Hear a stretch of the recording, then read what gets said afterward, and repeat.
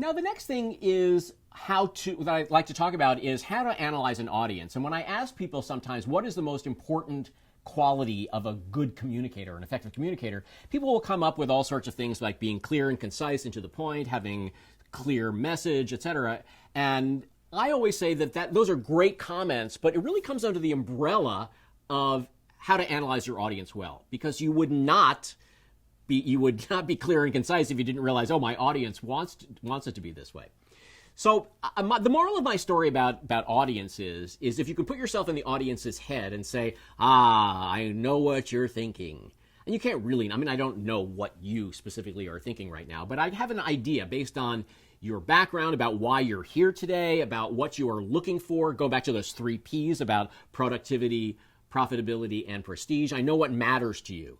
And sometimes it's just important to be able to reiterate, not saying I know what you're thinking, but I know what you're concerned about is this. And that is very powerful to be able to reach a level for the audience that they can nod their head and they say, yes, you've done your homework. That's exactly what we're thinking now. One thing that I bring up a lot when I talk about audiences, and believe me, this is completely unscientific. There's no data behind it. But I like to segment audiences based on purely by their assumed attention span. And I call them, again, remember, this is completely unscientific. I call them tier 1, tier 2, tier 3, tier 4. If I were cleverer, I would have names for them like, the rabbit, the beaver, the whatever. But I don't think those work very well. So think of 1, 2, 3, 4. And tier 1 people are the people with the absolute shortest attention span. Tier 2 a little bit more, tier 3 more, and tier 4 maybe the most attention span. So what does that mean for someone who is speaking to a tier 1 person? As an example, I do a lot of stock pitch seminars where I train people on how to deliver a stock pitch, where it's very fast-paced and people have to be able to understand that there are people who are have different tiers, and you have to adapt your message for those tiers. So at tier 1, if I'm working with someone and I'll say, hey, Harry, why should I buy this stock? And then Harry will start to speak, and while Harry even starts to open his mouth, I am right there at the door, closing the door behind me. And I said, that's how much time you had if I'm a tier 1 person. And in that business and that milieu, maybe the traders would be the perfect example of a tier 1 audience. Has anyone ever dealt with traders before? Yeah, what are the 2 words that traders live by during market hours? Buy and sell. Buy and sell, exactly right. So if you're going to say, hey, here's a 50-page research report and give it to them at 10 a.m. soon after the market opens, it's not going to fly pretty well. So back to this example where someone said, here's what you need to know, and that tier 1 person is walking out the door. The tier 2 person might be someone who leans into the door and then is interested a little bit and then turns back and say, oh, okay, got it, and then walks out the door. Tier 3 might say, pull up a chair and sit and listen for a little bit more. And tier 4 will say, let's plan an hour to go through absolutely every detail. So the difference is between tier 1, 2, 3, 4. Email, it's the same idea, but you might have multiple audiences for one email. So just in terms of a structure of an email, what would be the tier 1's best access point? Of course, it would be the subject line. So if you have a great subject line for a tier 1 person, he or she can look at it on the phone, get the idea, and then fine. Tier 2 might have you want the subject line, but then a couple of more sentences to embellish what you were saying in the subject line. Tier 3, perhaps bullet points, and tier 4 would be an attachment. And that's why I often say God invented attachments for tier 4 people. And it's also very helpful if you're dealing with multiple audiences, because that is like a one-size-fits-all almost. People can choose to be whatever tier they want and get what they want because you're structuring it well.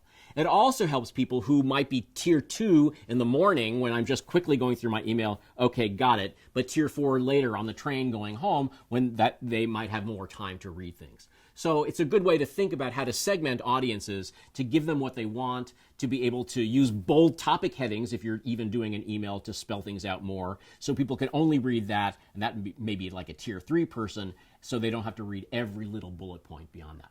One of the rudest things you can do for someone is to say FYI and just send an attachment.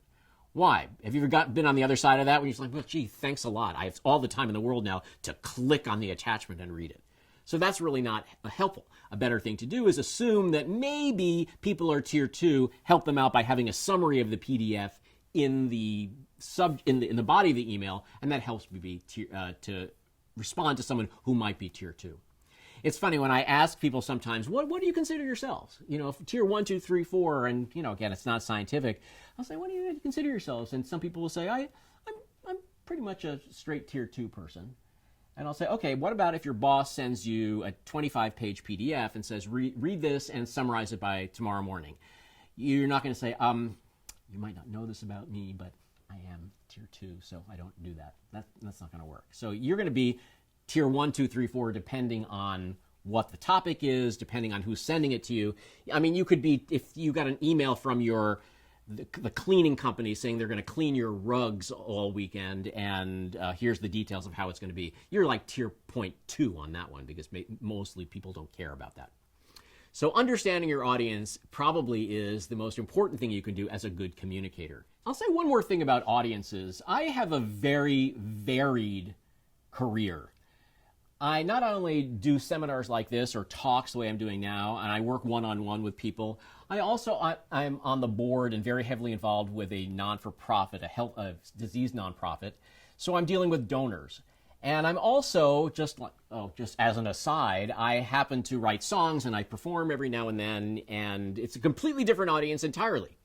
So I know that when I'm dealing with my different constituencies, I have to adapt my background, the amount of information I say about myself. For some people, my educational background and my work background might be a lot and valid for people to say, not bad. For other people, it's completely irrelevant. Why would I bring up my MBA to someone that I am entertaining? It's kind of irrelevant. It's not to say it's none of their business, but it might distract from the credibility that I want to enhance when I'm dealing with that type of audience.